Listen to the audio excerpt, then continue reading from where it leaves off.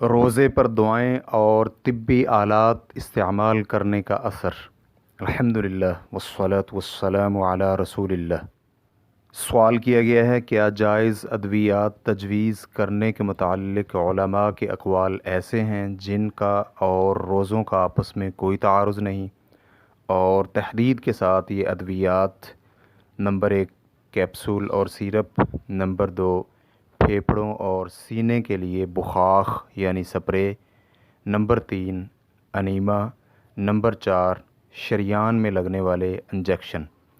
میرا سوال سینے کی تکلیف کے لیے استعمال ہونے والے بخاخ کے متعلق ہے، جو کہ بہت ہی اہمیت کا حامل ہے، کیونکہ تقریباً 20% بچے اس کا شکار ہیں۔ آپ سے گزارش ہے کہ اس کی شرح کے ساتھ مزید معلومات بھی فراہم کر دیں۔ اللہ رب العزت آپ کو جزائے خیر عطا فرمائے۔ الجواب بعون الوہاب۔ سب سے پہلے ہم طب میں استعمال ہونے والی ان اشیاء کا تذکرہ کرتے ہیں جو روزہ کو ختم کر دیتی ہیں یا باقی رکھتی ہیں۔ یہ کلام اس شرعی بحث و مباحثہ کا خلاصہ ہے جو کہ بعض ادوار کے اندر مجمع الفقہ الاسلامی میں پیش کیے گئے سوالات کے بعد تیار کیا گیا ہے۔ اس حوالے سے پہلی چیز، وہ اشیاء سماعت کیجئے جو روزہ توڑنے والی شمار نہیں ہوتی۔ نمبر 1، آنکھوں میں یا ناک اور کان کے قطرے یا کان کو دھونا یا ناک کا بخاخ، لیکن اس میں شرط یہ ہے کہ اگر حلق میں پہنچے تو اسے نگلا نہ جائے۔ نمبر 2، سینہ وغیرہ کے لیے جو گولیاں زبان کے نیچے رکھ کر استعمال کی جاتی ہیں، جبکہ حلق میں پہنچنے والی چیز کو نگلا نہ جائے۔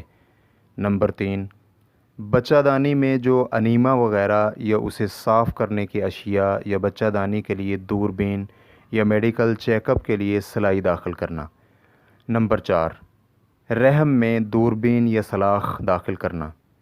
نمبر 5، مرد اور عورت کی ظاہری پیشاب والی نالی میں جو داخل کیا جائے، مثلاً باریک پائپ یا دوربین یا شعاعوں کے ساتھ کوئی مادہ یا کوئی دوا یا مثانہ صاف کرنے اور دھونے کے لیے محلول وغیرہ۔